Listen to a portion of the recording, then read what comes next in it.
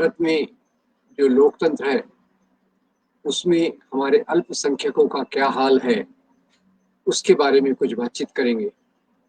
जैसे कि आप जानते हैं, दुनिया के बहुत सारे इंस्टीट्यूट्स ने जो लोकतंत्र का, ह्यूमन राइट्स का अध्ययन करते हैं, इसकी स्टडी करते हैं, उनके हिसाब से भारत में लोकतंत्र की, ह्यूमन राइट्स की ये सब जो स्थिति है, ये पहले से लगातार गिरती जा रही है। और इसका दुष्परिणाम वैसे तो समाज के सभी तबकों पर होता है, पर इसका जो सबसे ज़्यादा मेरे ख्याल से दुष्परिणाम होता है, वो यहाँ के धार्मिक अल्पसंख्यकों पर, धर्म के नाम पर जो रिलीजियस माइनॉरिटीज़ हैं, उन पर ये सबसे ज़्यादा असर होता है। अभी तक हम देखते थे कि बहुत बड़े-बड़े सांप्रदायिक दंगे, कम्युनल वायलेंस होते थे। उनमें अल्पसंख्यक एक बड़ी संख्या में मारे जाते थे। उसका लेटेस्ट जो उदाहरण है, वो दिल्ली के दंगों का है, जो 2020 में हुए। उसमें मारे जाने वालों में भी करीब 2/3 ये मुसलमान थे। दूसरी तरफ ईसाइयों के खिलाफ जो हिंसा है, वो 1990 के दशक से ऊपर आई, और उसमें पहली जो घटना सामने आई वो थी पेस्टर्स ग्राहम स्टेवर्ट स्टेन्स की हत्या, जो बजरंग दल के एक कार्यकर्ता दारा सिंह द्वारा की गई। और वो केओंझर, मनोहरपुर, उड़ीसा में जहाँ पेस्टर स्टेन्स प्रार्थना सभा के लिए गए थे, वहाँ उनकी जीप पर पेट्रोल डालकर, केरोसिन डालकर उनको उनके 2 मासूम बच्चों के साथ जिंदा जलाया। ये बात हमारे सामने आई। अब खैर, आजकल ऐसा कहा जाता है कि कोई बड़ी हिंसा नहीं हो रही, जब से केंद्र में भाजपा सरकार आई है, सांप्रदायिक दंगे कम हो गए हैं, मुसलमानों पर, क्रिश्चियंस पर इस प्रकार के होने वाले अत्याचार वो कम हो गए हैं। पर मेरे ख्याल से ये एक बहुत बड़ा भुलावा है, ये एक बहुत बड़ा छलावा है, ये एक प्रकार का प्रोपेगेंडा है कि इनके सत्ता में आने के बाद से सांप्रदायिक हिंसा कम नहीं हुई। ये एक बिल्कुल गलत बात है। भले ही मरने वालों की संख्या न हो ज़्यादा, पहले से शायद कम भी हो, पर जहाँ तक हिंसा का सवाल है, माइनॉरिटीज़ को अटैक करने का सवाल है, उनको दबाने का सवाल है, उन पे अनशन लगाने का, उनको एक प्रकार से आतंकित करने का सवाल है, वो घटनाएं पहले से बढ़ती जा रही हैं। ये घटनाएं दूर दराज एरिया में हैं, फैली हुई हैं, एक-एक घटना करके आती है, इसलिए शायद मीडिया तो वैसे ही इन बातों को ज़्यादा तवज्जो नहीं देता, इन बातों को ज़्यादा महत्व नहीं देता।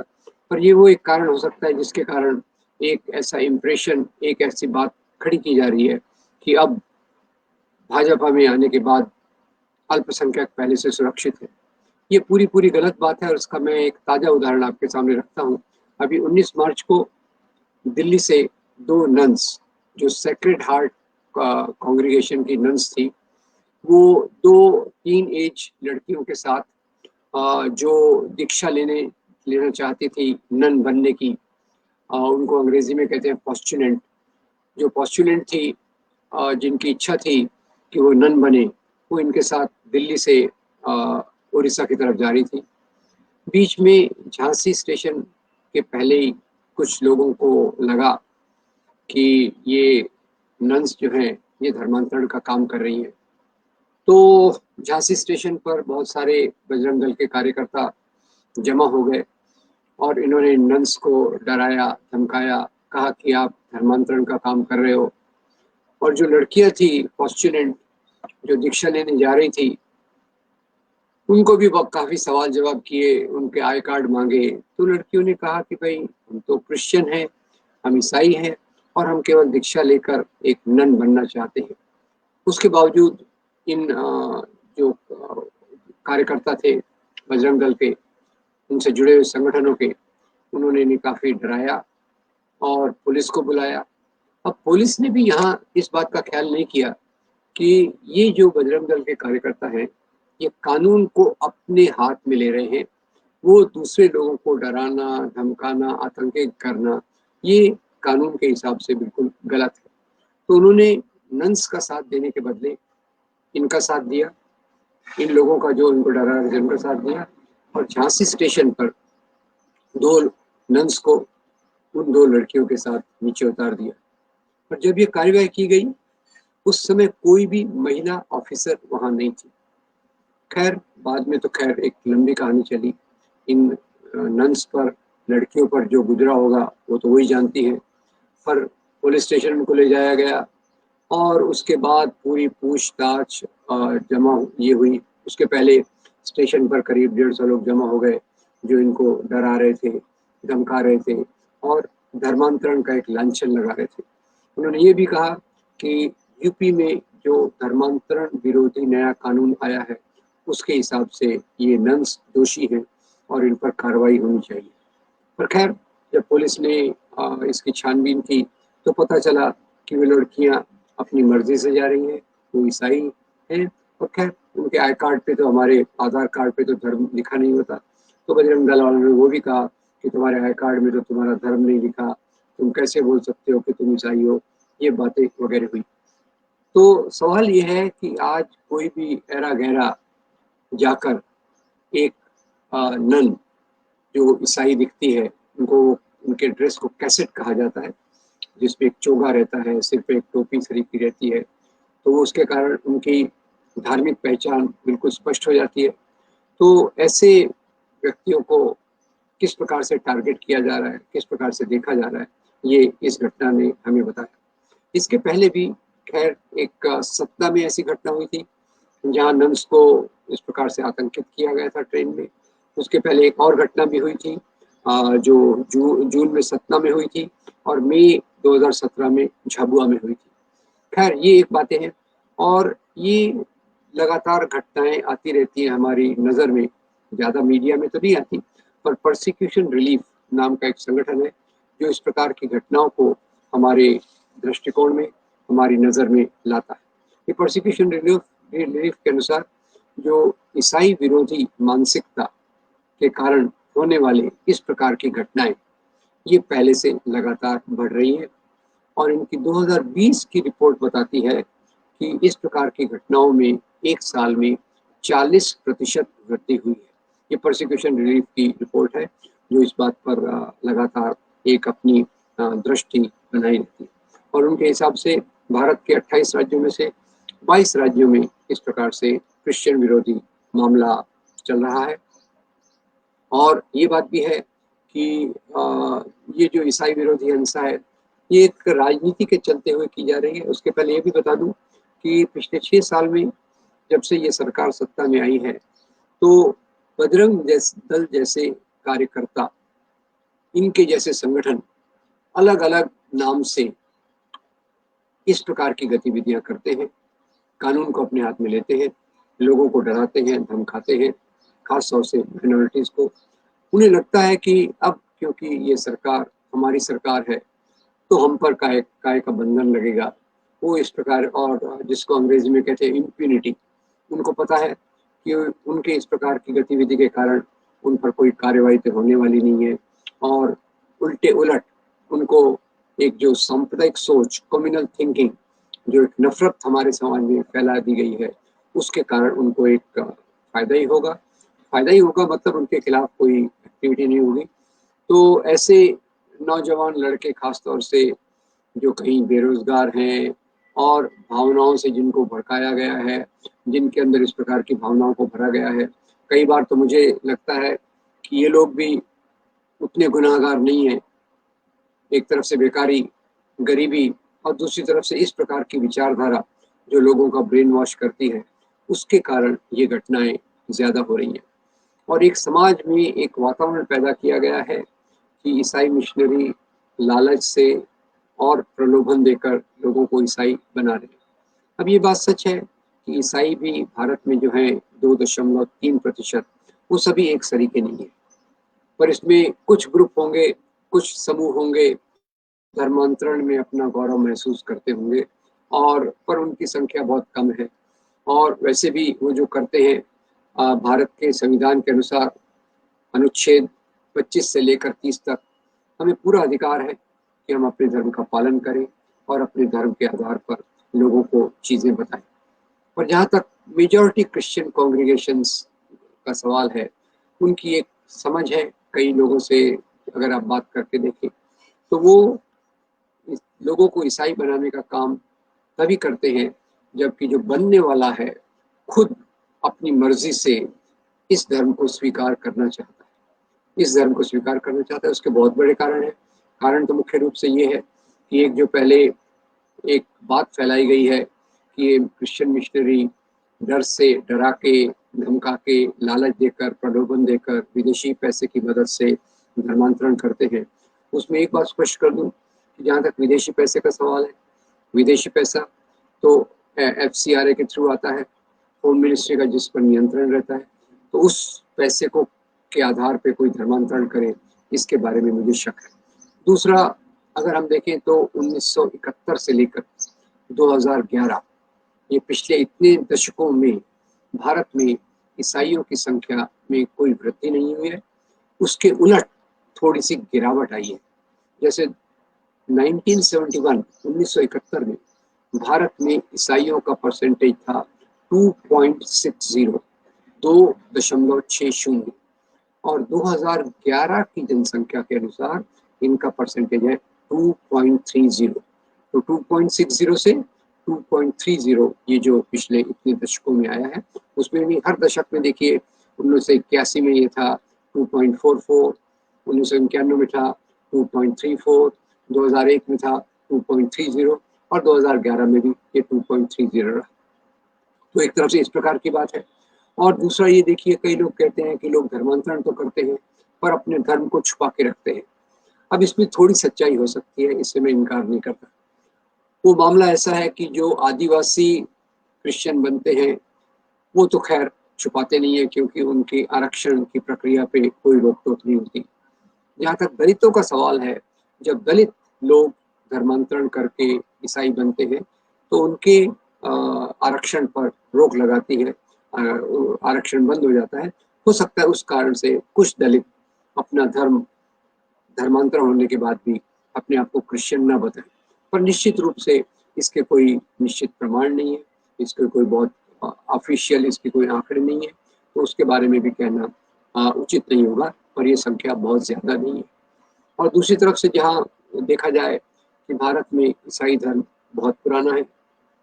सन 52 में एक वर्जन है, सन 52 में सेंट थॉमस जब भारत में आए, मलाबार के तट पर उन्होंने यहाँ एक चर्च की स्थापना की और वहाँ से सिलसिला चालू होता है ईसाई धर्मांतरण का। पर ख्याल कीजिए कितने सालों से धर्मांतरण चल रहा है, कितने सालों से ईसाई, भारत का ईसाई समाज कितना पुराना है, 19 शताब्दियों से ज़्यादा पुराना है, 19 शताब्दियों से ज़्यादा पुराना है। उसके बावजूद इतने क्रिश्चियन मिशनरी अलग अलग प्रकार के आए और भारत में ईसाइयों की संख्या तो आज भी 2.30 है। हो सकता है आधा 1% ज़्यादा हो जो लोग अपना धर्म नहीं बताते। तो ये कोई इतना बड़ा परसेंटेज नहीं है जिसको जैसे दारा सिंह जैसे लोग जिन्होंने पैस्टर स्टेन्स को जलाया, दारा सिंह जैसे लोग जो बजरंग दल और ऐसे संगठनों में काम करते हैं, उनकी तो मान्यता है कि ये धर्म विदेशी है। ये धर्म विदेशी कैसे हुआ? 1900 साल से भारत में है। और ये तो जैसे महात्मा गांधी लिखते हैं कि ये सभी धर्म भारतीय धर्म है, जो सदियों से यहाँ है। वो हिंदू धर्म तो यहाँ है ही, इस्लाम है, यहूदी धर्म है, ईसाई धर्म है, इस्लाम धर्म है, तो सदियों से यहाँ रहे हैं। तो इनको विदेशी हम कैसे कह सकते हैं? ये बात अपने आप में गलत बात है, क्योंकि धर्म का कोई राष्ट्र नहीं होता, राष्ट्र का धर्म नहीं होना चाहिए और धर्म का कोई राष्ट्र नहीं होता। ये बात हमारे सामने बहुत क्लियर होना चाहिए। गांधी जी लगातार इस बात को लिखते रहे हैं कि ये जो इनको विदेशी कहना गलत है। पर हाँ, फिर भी कुछ लोग हैं जो उनको विदेशी धर्म के रूप में मानते हैं। और दूसरी बात देखिए कि जहाँ तक ईसाई मिशनरीज का सवाल है, ज़्यादातर इनकी गतिविधि एक तो शिक्षा के क्षेत्र में है और दूसरा स्वास्थ्य के क्षेत्र में है। ये दो में ज़्यादा है। खैर अपवाद तो होते हैं, कोई टोनी हिन नाम का व्यक्ति भी आके कुछ जादू टोना करके कुछ लोगों को बेवकूफ़ बनाता होगा, उससे मैं इनकार नहीं करता। और जहाँ तक मुख्य एक्टिविटीज़ है, आप देखेंगे अलग अलग शहरों में ईसाई मिशनरियों ने स्कूल खोले हैं, स्वास्थ्य की सुविधाएं खोली हैं, शहरों में भी हैं और दूर दराज के गाँव में भी है। अब दूर दराज के गाँव में ये जो फैसिलिटीज़ हैं, जो इन्होंने सुविधा खोली, ये सदियों से, सालों साल से उनके संपर्क में आते हैं, गरीबों के संपर्क में आते हैं और जो सुविधाओं से आदिवासी और दलित वंचित थे, उन सुविधाओं को प्रदान करने की कोशिश करते हैं। तो ये स्वाभाविक है कि उनकी इन सुविधाओं के कारण उनके इस लंबे संपर्क के कारण कुछ लोग इनके धर्म को स्वीकार करते हुए, इसमें मुझे कोई दो राय नहीं है। पर उसमें गलत भी क्या है, ये लोग उन तक जाकर अगर काम कर रहे हैं, उनके बीच में इन सुविधाओं को प्रदान कर रहे हैं, तो इसमें तो ये होना एक स्वाभाविक प्रक्रिया है। और इस प्रकार से जब आप प्यार से अपनी बातों को करें, प्यार से समाज सेवा करें, लोग आपके तरफ आकृष्ट होते हैं, तो उसमें कोई हर्ज की बात नहीं है। ये तो हमारे मानवीय, सामाजिक और संवैधानिक मूल्यों के अंदर आते हैं। It comes under human, social and constitutional values. तो उसके आधार पे लगातार इनको टारगेट करना, इनको निशाना बनाना, ये मेरे ख्याल से एक बहुत गलत बात है। ऐसी चीज़ों की निंदा होना चाहिए। हर एक के मानव अधिकार का सुरक्षा होना चाहिए। और पिछले कुछ सालों में हमने जो प्रक्रियाएं देखी, एक तो आदिवासी क्षेत्रों में वनवासी कल्याण आश्रम के नाम पर, पहले तो ये उनको आदिवासी नहीं कहते, उनको वनवासी कहते हैं। मुख्य रूप से तो वो यहाँ के आदि पहले के लोग हैं, जिनको आदिवासी कहा जाना चाहिए। तो वनवासी कल्याण आश्रम के नाम पर ये इन्होंने उसमें जो एक्टिविटीज शुरू की है, वो एक्टिविटीज, वो गतिविधियों के कारण वहाँ एक प्रकार के नफरत का माहौल खड़ा किया गया है। और ये नफरत के माहौल के कारण अगर आप देखेंगे तो पहले डांग्स में, गुजरात में हिंसा हुई, उसी के साथ फिर झाबुआ मध्य प्रदेश में, और उड़ीसा में तो लगातार जैसे केओंझर, मनोहरपुर उड़ीसा में पेस्टल स्टेन्स को जलाया गया। बाद में 2008 में, बाद में 2008 में कंधमाल के बहुत बड़े दंगे हुए, जिसमें 100 के ऊपर क्रिश्चियन मारे गए, करीब 300 चर्चों को तोड़ा गया, और लाखों ईसाई बेघर बार हुए। तो इसी में मैं जो बता रहा हूँ कि धर्मांतरण की प्रक्रिया में सबसे जो एक दो बड़े बिंदु हैं जिनको धर्मांतरण के नाम पे किया गया, एक पेस्टल स्टेन्स की हत्या, दूसरा कंधमाल का वायलेंस, कंधमाल की हिंसा। अब इसमें जहाँ तक पेस्टल स्टेन्स के बारे में है, तो उस समय एनडीए गवर्नमेंट केंद्र पर सत्ता में थी और लाल कृष्ण आडवाणी ये गृह मंत्री थे।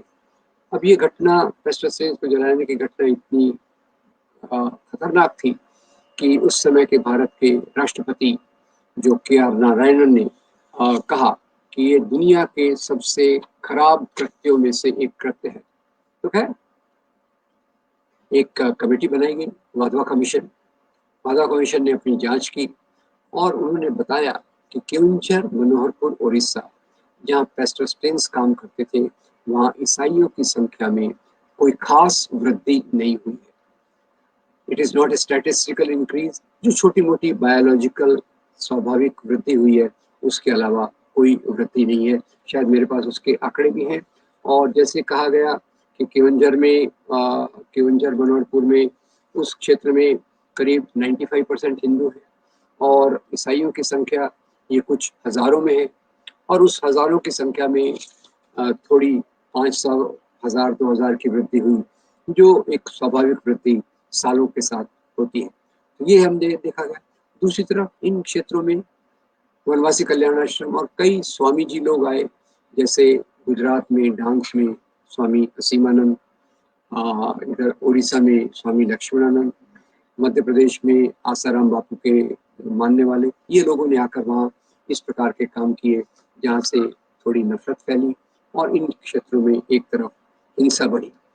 दूसरी तरफ इन्हीं क्षेत्रों में सांस्कृतिक रूप से इनको हिंदूकरण, आदिवासियों को ये हिंदू मानते हैं, आदिवासी अपने आप को एक प्रकृति पूजक मानते हैं। प्रकृति पूजक, नेचर वर्शिपर, जो अपने एंसेस्टर्स को, अपने पूर्वजों को और प्रकृति की पूजा करते हैं, उनको ये हिंदू मानने की बात करते हैं। उसके भी एक बहुत बड़ी राजनीति है। तो उसके आधार पर इन्होंने बहुत सारे शबरी कुंभ किए।